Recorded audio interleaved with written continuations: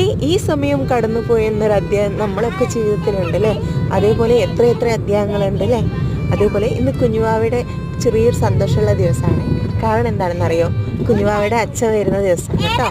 അപ്പം ഞാൻ ഇന്നലെ തന്നെ കുഞ്ഞുവാവയ്ക്ക് ഫ്ലവറൊക്കെ വാങ്ങിയിട്ടുണ്ടായിരുന്നു കൊയിലാണ്ടിയിൽ നിന്ന്. അങ്ങനെ കുഞ്ഞുവാവ അച്ഛൻ വരുന്നത് കണ്ടപ്പോൾ ഓടിപ്പോയിട്ട് ആ ഫ്ലവർ കൊടുക്കുന്നുണ്ടായിരുന്നു. പക്ഷെ അവളുടെ കൊച്ചു സന്തോഷങ്ങളിലാണ് നമ്മൾ സന്തോഷം കണ്ടെത്തുന്നത്.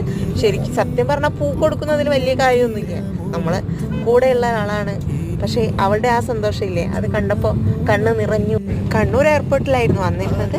അങ്ങനെ ഈ സമയവും കടന്നു പോയെന്ന അധ്യായത്തിൽ കുഞ്ഞുവാവ ഇന്ന് വളരെ ഹാപ്പിയാണ് കേട്ടോ.